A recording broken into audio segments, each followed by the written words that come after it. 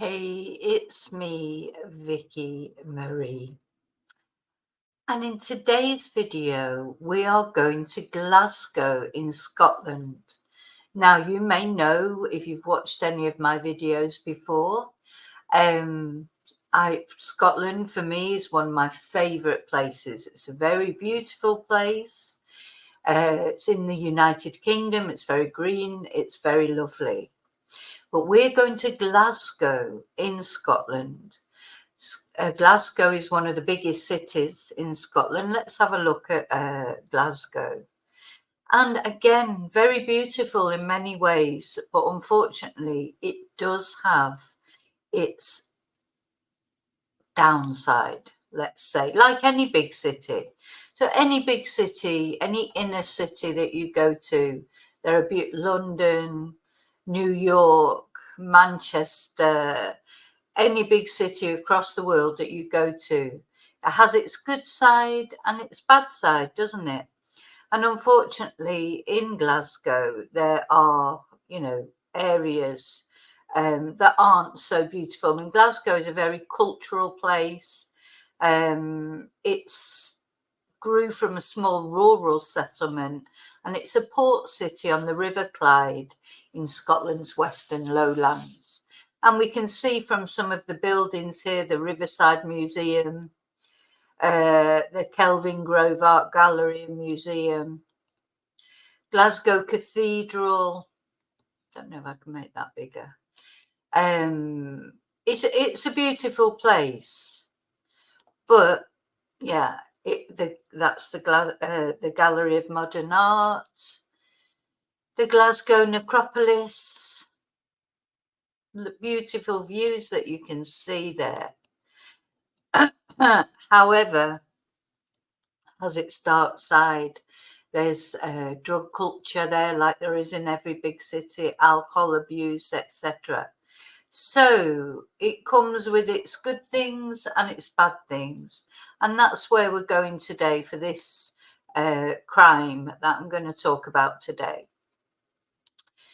Now, what I'm going to talk about, or who I'm going to talk about, was this crime. It started off where all the residents of a particular street were noticing a horrible smell in the area, and also noticing maggots, etc., in their own bins. Now, I think if this crime would have happened somewhere like where I live in Spain, it wouldn't have maybe even ever been detected, because here in Spain, the refuse collectors, they come every day. The rubbish is taken away every single day, come hell or high water, winter or summer, holiday or not holiday. The bins are taken away every single day. Now, of course, we know that this is not the case necessarily everywhere, and certainly not in the United Kingdom. There are certain days that the bins come. It could be weeks before bins are emptied, and it's because of this that this murder was detected. Firstly, by the residents who just noticed the smell and noticed shall we say, things in their own bins, wheelie bins, that, hadn't been there before. So when the police finally were brought to investigate, they found in a wheelie bin the torso of a man. Now, this man was later identified to be Kevin Bishop. We're going to have a look at a photo of the unfortunate guy. But this poor guy, his head and limbs were never recovered. So only the torso was recovered. The torso was there in the wheelie bin. So let's have a look at Kevin. Let's learn a little bit about him. So here he is, Kevin Bishop. Kevin Bishop was only 32 years old. Now, he did have a reputation for drug dealing. It was thought that he was probably dealing drugs from his house. But of course, that's not a reason to chop somebody up, to murder someone and chop them up. But yeah, he perhaps was not completely innocent in that sense. But his body was identified as Kevin, 32 years old, a father. And as I say, only his torso was found. His limbs and his head have never been recovered. So it's likely, due to where the rest of him was found, he probably went off to a landfill site. So very sad. And then a person was arrested in connection with this murder. And this person was, what's the word? It was his fiance.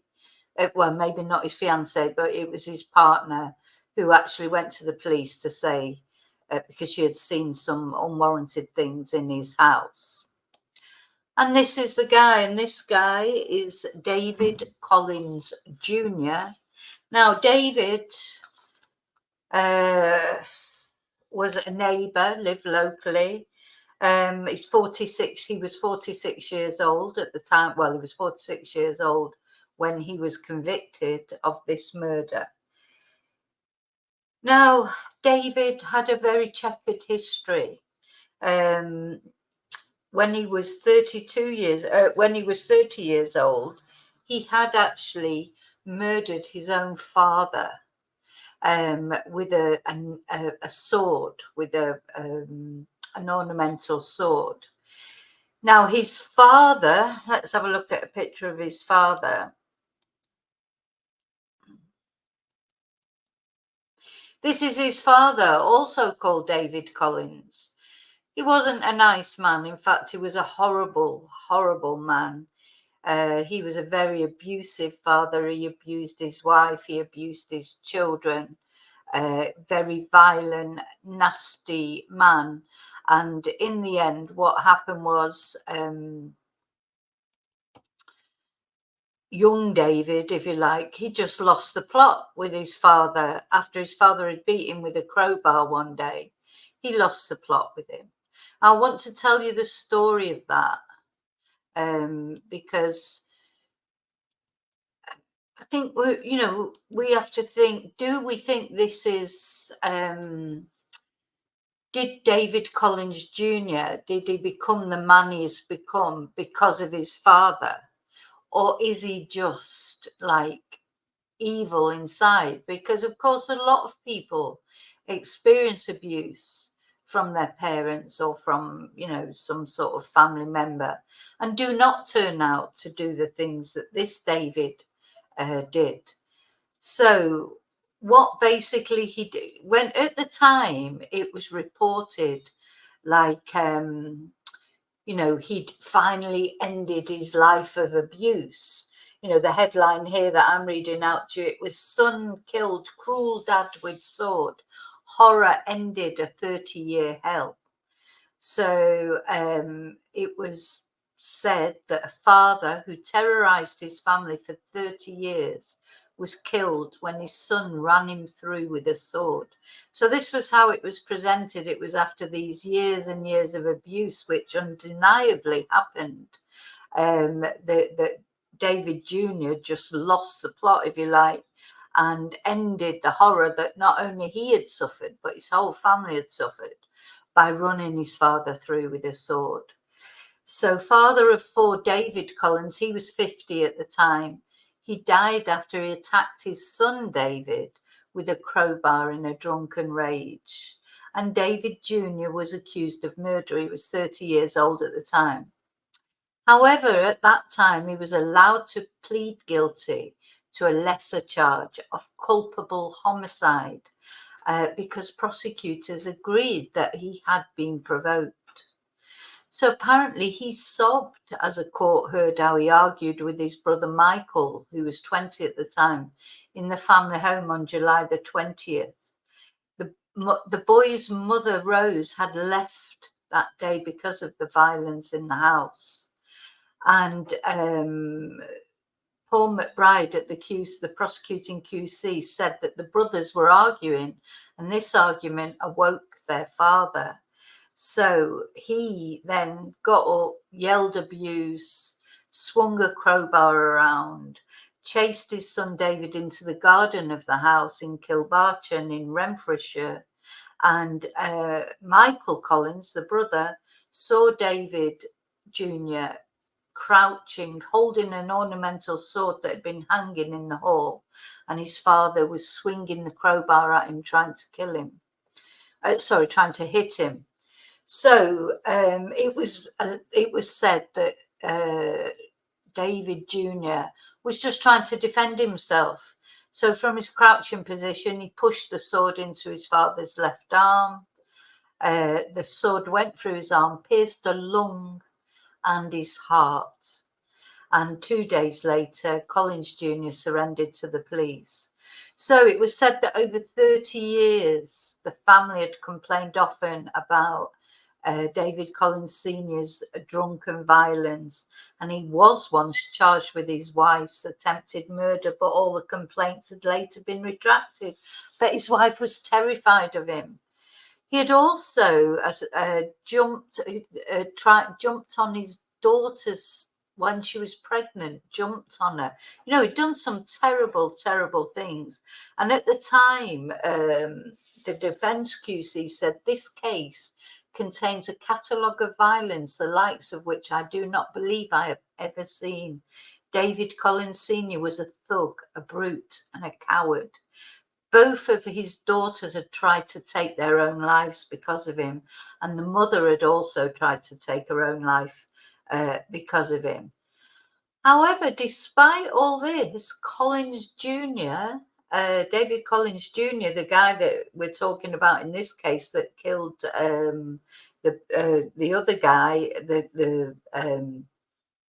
that killed, Kevin Bishop, he, despite all this about his father, he asked to pay his respects at his dad's grave while he was awaiting trial.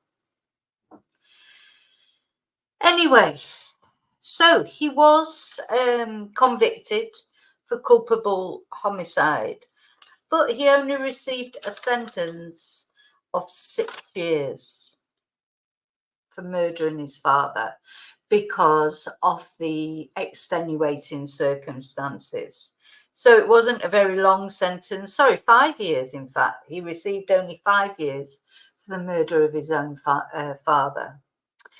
So he was given another chance. He was given another chance, which he didn't take because he did not turn his back on a life of violence. He learnt nothing from murdering his own father. Let's go back to the picture of... so he learnt nothing from murdering his own father. He went on to be involved in drugs, to be involved in all sorts of violent acts. And in fact, when he was finally convicted then for the murder of poor Kevin Bishop, who, as I say, wasn't an angel, but still didn't deserve to be murdered, decapitated, and put in a wheelie bin, you know, even after that, he still hasn't learned, as we'll learn in a moment.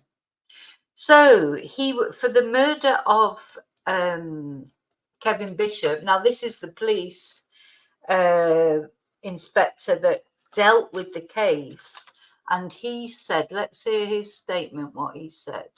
Yeah, he said this was so Detective Chief Inspector Martin Fergus said this was an extremely disturbing case which saw a man murdered and then disposed of in the most brutal of ways. David Collins is a very dangerous and callous individual, and it is a relief he has been taken out of our community and will no longer be free to harm others.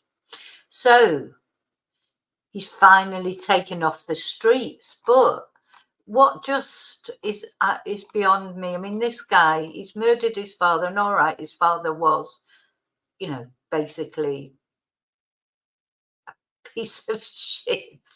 So, I was trying to think of a polite way to say that, but there just was no polite way. So, yeah, his father was a horrible person. And, he had nobody's denying that David Collins Jr., he had an awful upbringing. Apparently, he spent his early years in and out of children's homes. His dad abused him, but there's still, can we, my question is, can we excuse these kind of things when someone has a messed up past? How many people have a messed up past? He was a lot of people are abused by their, as I say, brought up in violence, brought up in care homes, have terrible upbringings, but they don't all end up doing something like David Collins did. So this was 16 years later, 16 years after he murdered his father. Well, it was culpable homicide, it was called in the end. So he's gone 16 years without murdering anybody, but I think in those 16 years, he was still involved in violent escapades, if you like. He was a violent man. He is a violent man. So, and Kevin Bishop, whatever his story was, he was involved in drugs or whatever, he was still a person, still did not deserve what happened to him. So what they said was, Kevin's family said was, David has turned out just as bad as his dad and he deserves to be punished. He is a ticking time bomb who could explode again, because what he did to Kevin was a whole different level of violence. There is no justifying it. And I agree, again, it's different even if you're just in a fight and you kill someone by accident, but it's not even just the killing him with a machete and then, dismembering him and everything. That is just next level, isn't it? It's just next level. So now it was a few days before Kevin's family reported him missing, because I think Kevin had gone round to David Collins's flat, and that's where he attacked him with a machete after getting angry. So it was a few days before Kevin's family reported him missing. And that is why, the incidents in the bins where the neighbours started realising that things were going on in the bins. So now the judge at the case blasted him for his motiveless killing. But he was given a life sentence, but despite the fact he'd already murdered his father 16 years earlier, he was not given a full life tariff, despite the fact of what he did with the body afterwards. I suppose it's the premeditation. Maybe they decided it wasn't premeditated. I think the whole life tariff, it has to fit certain criteria, doesn't it? But even so, to me, just, one time is bad enough what he did to his father, and we can sort of think, well, his father was a horrible person who abused him and had just beat him with a crowbar and blah, blah, blah, blah. You can think of all those things, but when they go on to do something else, when do you run out of how often do you let violent people out of prison until they kill somebody else before you decide that they can never come out again? I mean, how long, how often? Just beyond me that he could even get a life sentence with a minimum of 22 years. So 22 years, really, for two murders, if you like, in my eyes, that's for two murders, taking into account the two murders. How I don't understand how that is justified. Anyway, it got a little bit longer than that, minimum sentence a little bit longer than that, but that was appealed and it was brought down to 22 years. So that's what he was serving. So, however,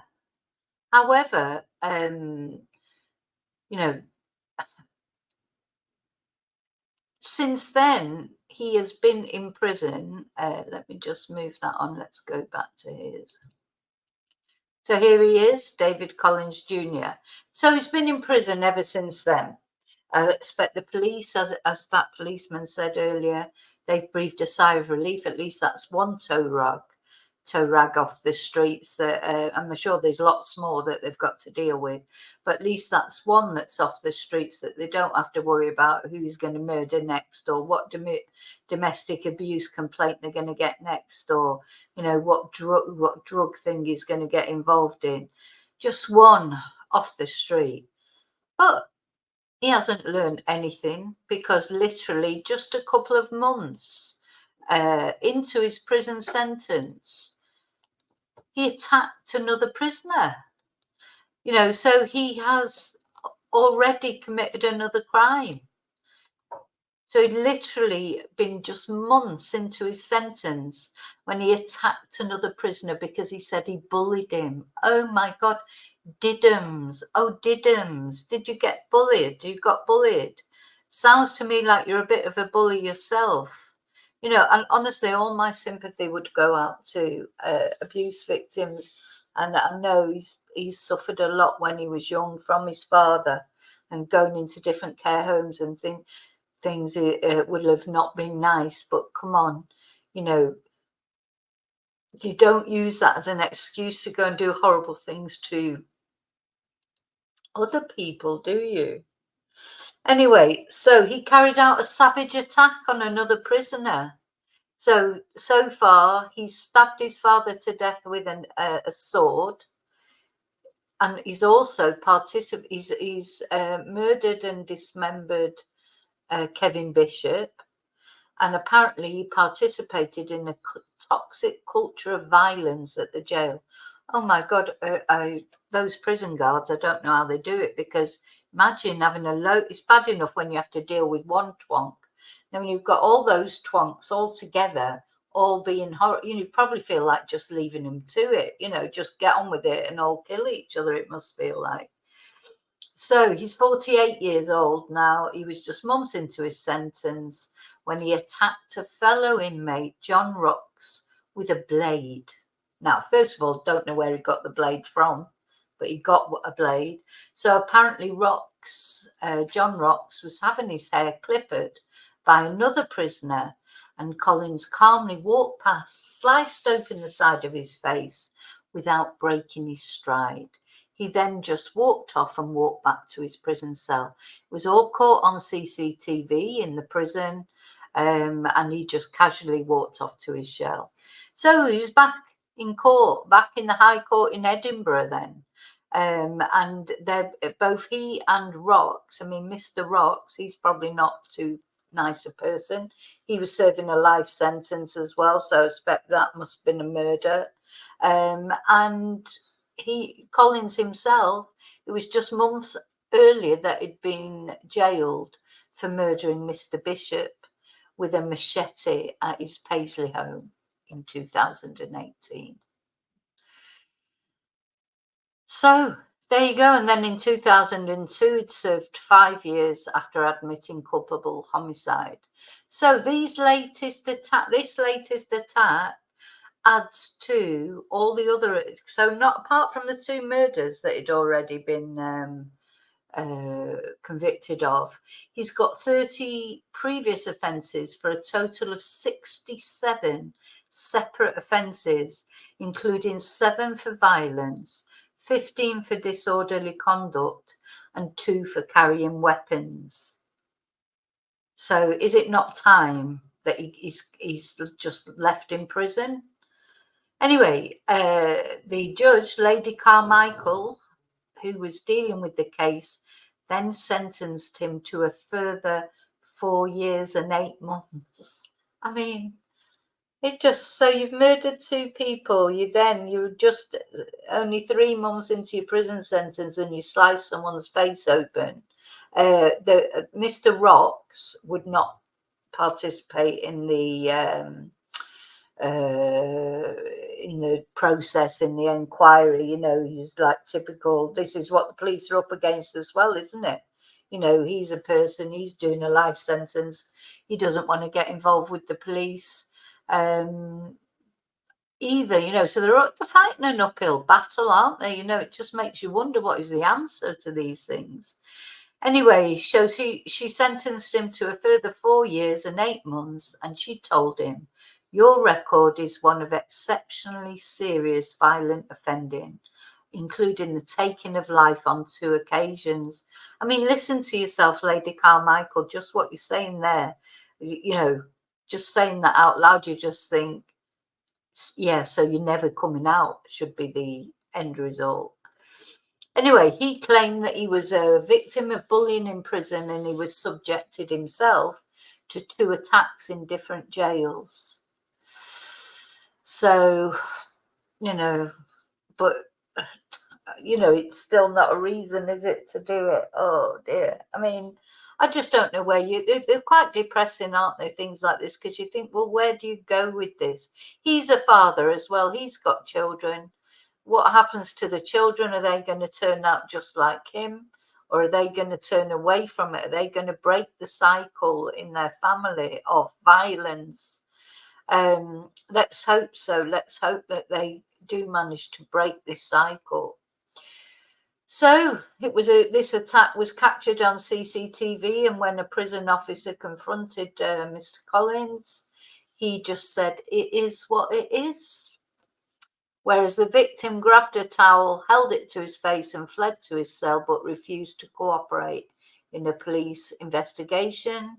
He underwent surgery to repair nerve damage, and he has a 16-centimetre wound to his right cheek, which was closed with stitches.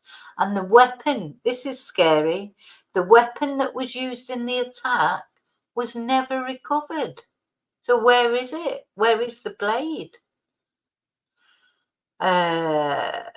Now, Lady Carmichael was told that Collins had been stabbed himself in another prison. This is what he was referring to as the bullying, but he claimed to staff that he had fallen. So this is it. There's a climate of secrecy amongst the inmates as well. Nobody wants to speak to the police. But so these things will just carry on going on. So apparently he was then transferred, after his attack on Mr. Rocks, he was transferred to another prison, and then he then suffered an attack with boiling water by an inmate who was a friend of the man he had murdered. So his defence said he regrets his actions now, he regrets his involvement. He's now in Grampian prison apparently, and he followed proceedings by a video link and pled guilty to assaulting Mr. Rocks. So he pled guilty and to his severe injury and permanent disfigurement on October the 29th by striking him on the head with a bladed article. So there's no hope for this guy, I'm afraid. It's sad. It is sad. It's sad for him. It's sad for the children. It's sad for the children and family of Kevin Bishop, who he murdered. And apparently he was very sorry afterwards. So I know he had a horrible childhood. I know his father was an absolute twonk. But really, David, come on. You have to start taking responsibility for your own actions, for your children's sake, if nothing else. I mean, is there an escape for these people? So people that are brought up in these sort of environments, I'd like to think that some people do escape these environments. I know that for a fact from my own family. I was brought up in a similar environment. Luckily for me, I never got involved in anything, but it was, being brought up in Manchester, some of the places that I've lived, I've seen this sort of violence, and I really have seen it even. And I mean, not decapitation and chopping up a body, but believe me, in some of the places I've lived, there's been some very, very bad things happen there. But people escape. So anyway, Kevin didn't escape. Kevin is no longer with us. God rest his soul, and I hope his children are okay, more importantly. This guy, again, all we can hope is that his children and his family are managing to move on from this somehow, because he has 2 sisters. I don't know if his mum is still alive, but it's, you know, they've been through hell, haven't they, as well? And his other brother, of course, who, as far as I know, hasn't ended up in prison. So why do some people, so my question as well would be, why do some people that are in these sort of environments go one way and some go another way? You know, because I know of some people who have turned the sort of childhood he had into a, you know, they've used it as a way of instead of going down that same route, literally using that to make sure they don't go down that route. It's made them strong. It's made them able to go out and get what they want and change their life around and, you know, make a complete success of their life. So I wonder, is it in the personality of people? That obviously it's this nature nurture thing, isn't it? And some of it is, but I believe it is more nature, because some people who have the same nurture, you know, the same backgrounds, do not end up the same. So they must, it's got to be something that's in you that you, why did he go that way? But for example, his brother has, as far as I know, has not gone the same way. So but he's had the same upbringing. So, do you see what I'm saying? It's an eternal question, isn't it? Are you born bad, and then events can just make you worse, but maybe you would have been bad, whatever, wherever, whichever environment you were born in? Because don't forget, sometimes people from you know, the most brilliant backgrounds, most privileged backgrounds turn out to be complete twonks, so that they can't use that excuse, you know, that they've had such a terrible childhood that's made them do it. They'll have had a fantastic childhood, they're just twonks. So, you know, it's an interesting subject. But anyway, so there you go. That is the very sad story of Kevin Bishop, who unfortunately he lost his life in all this. And yeah, he's obviously involved in drugs in some way, but I don't know if he was a complete twonk or not. I don't know enough about him, but he had a family and he had children, and he did not deserve the fate that he ended up with. Okay, so yeah, a bit of a sad story, like with what's the you know, you like to think there's a moral in the story somehow, or there's something we can learn from these stories.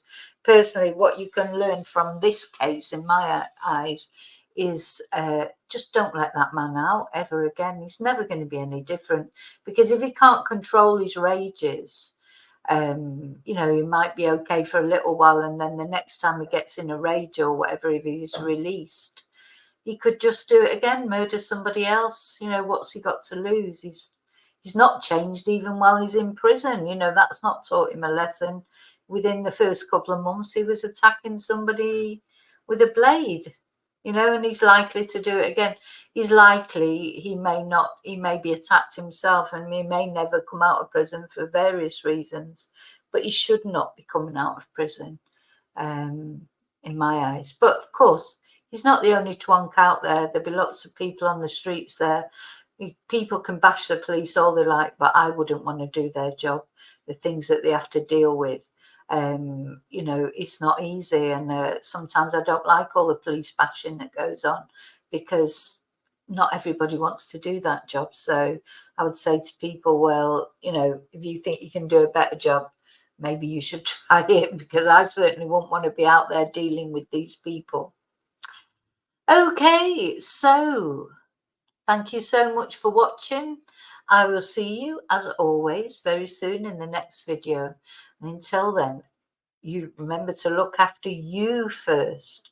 We all need a little bit of pampering sometimes. Go and have a massage, go and get a pedicure, or go and do something nice for you. And then that way you can still look after other people.